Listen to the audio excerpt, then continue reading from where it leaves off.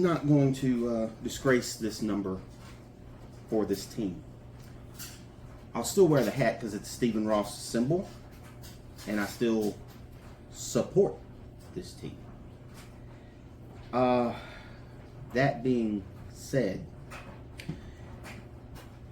I will make a video, and before I actually welcome Fins fans, Fins temporal focus, you know the drill. I will do a video later breaking down the game a little bit, but not what this video is about. I had said earlier on the preview, if you haven't watched it, go check it out, that if Miami didn't dominate the New England Patriots, that I didn't think anyone was safe on this team. Definitely didn't dominate today, because we end up losing 33-27. Now, this game was there for the taking. The team played obviously better, but this loss has nothing to do with the team, and that's what this video is about. I also made the statement, if we lost to New England today, that means we're going to be 0-3 within the next 4 days. And I do not think Mike McDaniel keeps his job. I do not think he makes it to the Jets game. If I'm the owner, he definitely does not make it to the Jets game for the rivalry jersey ceremony, because we are doing the same things that we have done for 3 years. And I don't understand. This game came down to the last 5 minutes before I became angry with McDaniel. The last roughly 5 minutes of the game. It is still the same crap that he has been doing for 3 years. Yes, I know he's been the coach for 4. But it was his first year as a head coach. You give him a pass on that first year.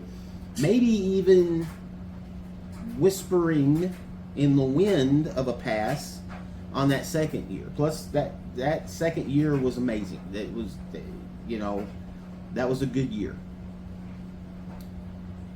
And even that year in 2023, when we really seemed to turn the corner, which I didn't have this channel then, but it was the same thing. I was complaining about the same things at that time. Poor clock management, wasting timeouts, and not being able to get a flippin' play into your quarterback on time. We still, 3 years, and we still are getting delay of games or having to take a timeout to avoid a delay of game because you, Mike McDaniel, refuse to see the writing on the wall that it's taking too long. Either shorten the plays or stop running as many motions. Especially in the last 2 minutes, or especially in the last minute, let your quarterback call the play and line up and run the play. No fancy heel over here, run back over here, waddle going around in circles. Just line up and play football. It's worked for 2 centuries. Yeah, I know, not 2 centuries, but still. It's always worked since football was invented. And I get that you're a smart guy, but you don't listen. Analysts, fans, I've heard so many people talk about these very same things that I'm talking about today, that I complained about for over a year. And somehow you are sitting here looking these people in the face and saying, no, it's good. It's going to work. It's going to work. When it's obviously not working. And because of your stubbornness, you're going to lose your job. Tua will be gone. There's no question about that. Hill will be gone. Boo-hoo. I really don't care about that one. I hate it for Tua because he's not going to get it. He's not going to be able to really start anyplace else. If you look around the league, there's no real openings. He will be a backup and have to work his way up. But he's not going to be in Miami. Because whoever takes over this team is going to want to bring in their own quarterback. And this draft is going to have some good quarterbacks. And I get there's already people out there, the March for Arch, and I think I've heard about 3 or 4 decent quarterbacks that's coming out of this draft. My mindset doesn't work that way. I will still root for this team. I will root for them against Buffalo not next week, in 4 days.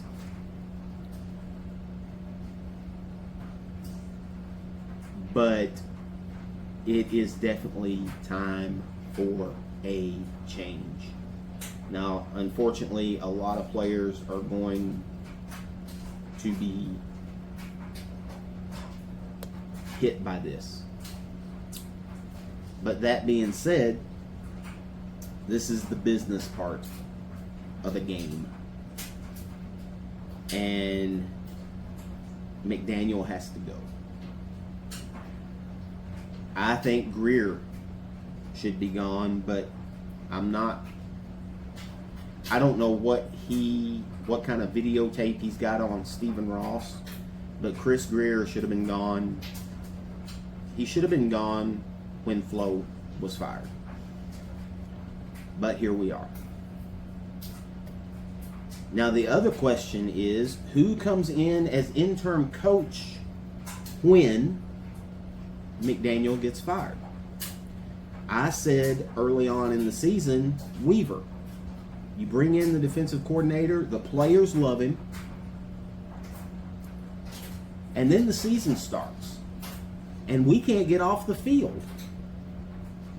That's Weaver's defense. That shows that there's a drug problem in Miami, because the defense is getting drugged down one side of the field and drugged back up the other.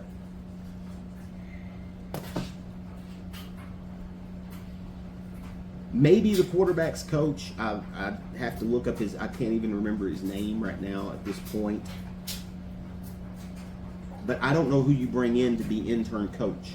And I really don't know. I mean, Pittsburgh lost today and lost pretty bad to Seattle. And they've been the fans have been clamoring for Mike Tomlin to be fired because he hasn't won a playoff game. We haven't won a playoff game either, but at least Mike Tomlin has his team in the running every single year. Never a drop-off. You know that Mike Tomlin is going to have his team ready to play. And if they lose, it's not because they're ill-prepared. It is not on Mike Tomlin. This loss is on Mike McDaniel.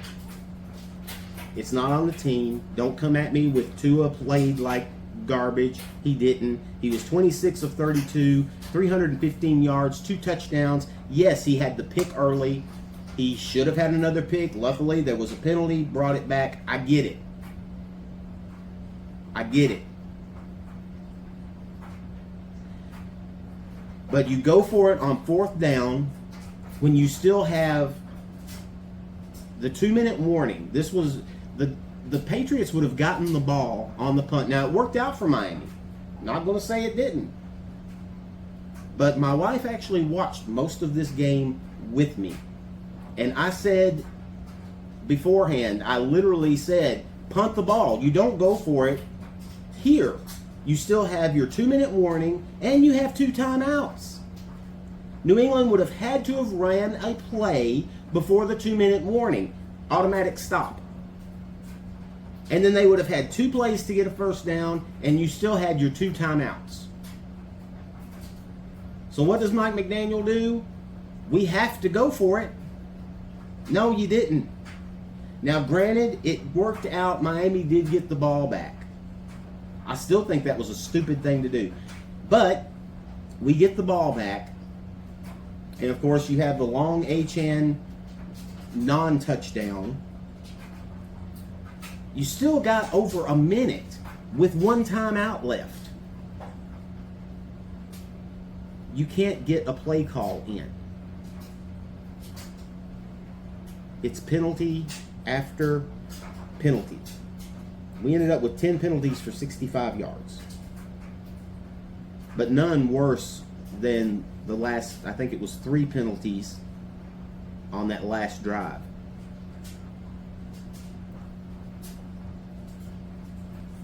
It's gotten completely ridiculous. So I'm going to come back at you guys with a breakdown of the game.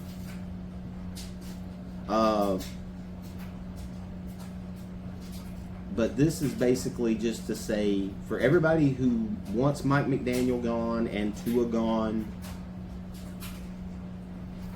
I have no argument anymore. I've defended them to the ground. And at this point, I'm sitting on a respirator myself. I can't, I got no fight left. I've got nothing that I can do for these guys anymore.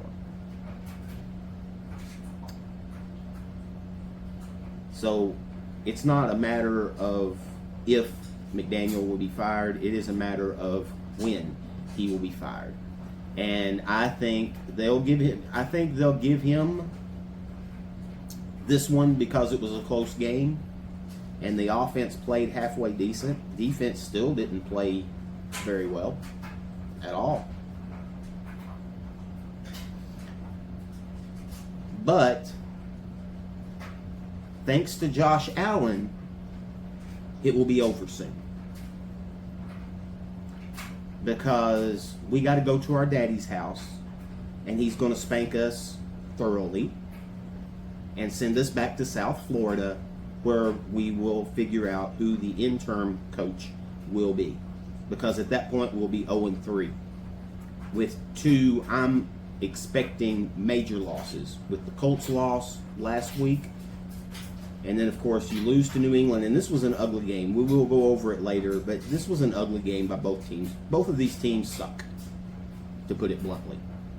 There's nothing really favorable to take out of this other than Devon Achane is a beast. He had the most heart of anybody on that football field over and over and over again. Jalen Waddle still played nice.